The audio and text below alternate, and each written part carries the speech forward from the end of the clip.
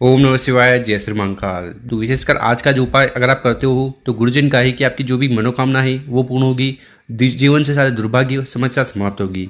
तो इस वाले उपाय में आपको शहद लेना है और विशेष तरीके से ये ओम वाला उपाय कर लेना है।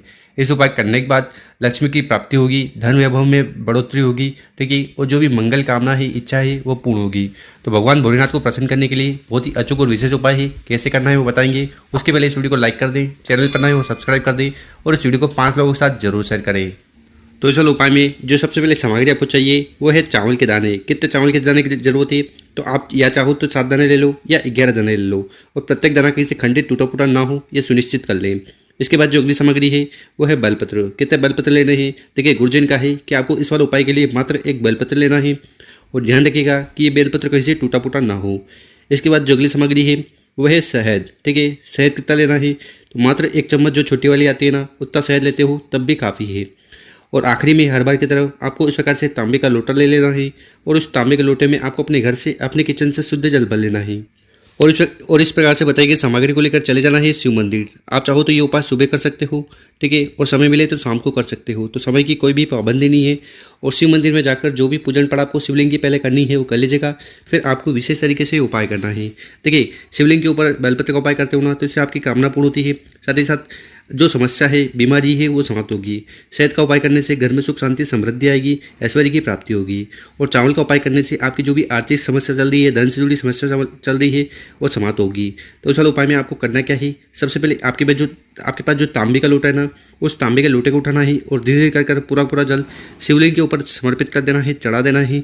ओम नमः शिवाय, श्री शिव नमस्तुभ्यम, इस मंत्र का जाप करते हुए जल का लोटा समर्पित कर दिया।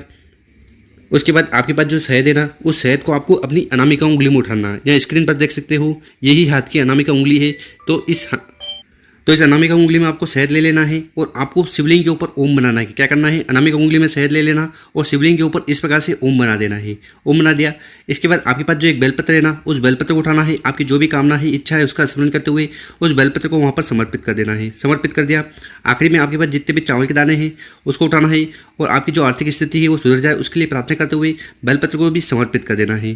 तो इस प्रकार से आपको तीनों सामग्री समर्पित कर शिवलिंग के पास बैठ जाना है। अपना नाम और गोत्र का उच्चारण करते हुए भगवान भोलेनाथ से प्रार्थना करना है, हे भोलेनाथ, हे श्री शंभु, हे त्रिकालदर्शी, मेरी ये जो कामना है, इच्छा है, इन्हें पूर्ण करें।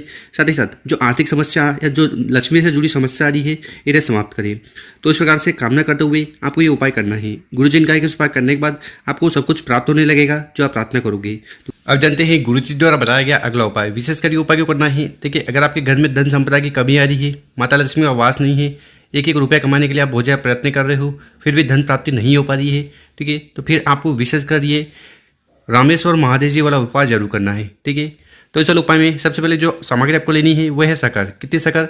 मात्र 1 चम्मच शक्कर भी लेते हो ना, तब भी काफ़ी है। इसके बाद जो अगली सामग्री है वो है बेलपत्र। कितने बेलपत्र लेना है? मात्र 1 बेलपत्र लेना है, और जो बेलपत्र लो ना, ध्यान रखिएगा वो कहीं से खंडित टूटा फूटा ना हो। इसके बाद जो अगली सामग्री है वो है तांबे का लोटा। तो इस प्रकार से आपको तांबे का लोटा लेकर उसमें आपको अपने घर से, अपने किचन से शुद्ध जल भर लेना है। जल भर लिया।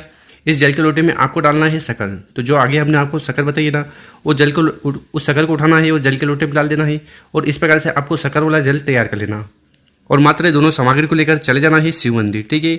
आप चाहो तो ये उपाय सुबह कर सकते हो, और समय मिले तो शाम को कर सकते हो। और जैसा कि हमने बताया है कि विशेषकर ये उपाय करते हो ना, तो रामेश्वर महादेव जी बहुत ज़्यादा प्रसन्न होंगे, ठीक है। तो इस वाले उपाय में आपको करना क्या है? सबसे पहले आपके पास जो एक बेलपत्र है ना, उस बेलपत्र को उठाना है। आपकी जो भी कामना है, इच्छा है, जो पूर्ण नहीं हो रही है, उसके लिए प्रार्थना करते हुए बेलपत्र शिवलिंग के ऊपर समर्पित कर देना है। बेलपत्र की डंडी होगी जलाधिक तरफ, बड़ी पत्ती होगी आपकी तरफ, ठीक है। इस प्रकार से बेलपत्र समर्पित कर दीजिएगा। उसके बाद आपके पास जो जल का लोटा है जिसमें आपने शक्कर मिलाई थी, वो जल के लोटे को उठाना है और धीरे धीरे कर पूरा जल शिवलिंग के ऊपर उड़ेल देना है, समर्पित कर देना है। ओम नमः शिवाय, श्री शिव नमस्तुभ्यम, इस मंत्र का जाप करते हुए यहाँ पर जल चढ़ाओगे तो जल बहता हुआ जलाधिक की तरफ से नीचे आएगा। यहाँ पर इस जल को इकट्ठा कर आपको अपने कंठ पर लगाना है, मस्तक पर लगाना है तथा नैनों पर लगाना है, और उसके बाद शिवलिंग के पास बैठ जाना है। भगवान भोलेनाथ से प्रार्थना करना है कि आपके जीवन में जो भी आर्थिक समस्या आ रही है, धन से जुड़ी समस्या आ रही है, ठीक है, आपके कार्य बनते बनते बिगड़ने लगते हैं, आपकी कोई सी कामना है जो पूर्ण नहीं हो रही है, तो ये सारी समस्या समाप्त हो जाए, और जो भी दिल की कामना है वो पूर्ण हो जाए। उसके लिए आपको विशेषकर रामेश्वर महादेव जी से जरूर प्रार्थना करना है। गुरुजन का इस उपाय करने के बाद रामेश्वर महादेव जी की कृपा आप पर बनी रहेगी। आपकी हर दिल की बात पूर्ण होगी, समस्या समाप्त होगी। तो गुरु जी द्वारा बताया गया बहुत ही अद्भुत और विशेष उपाय ही कर जरूर देखिएगा। और मेरे प्यारे दोस्तों, और मेरे प्यारे दोस्तों, अगर आपको वीडियो अच्छी लगी हो ना तो इस वीडियो को 5 लोगों के साथ व्हाट्सएप पर, इंस्टाग्राम पर या फेसबुक पर जरूर शेयर करें और उन लोगों की मदद करें। ओम नमः शिवाय, जय श्री महाकाल। मिलते हैं हम आपसे एक और नई वीडियो में।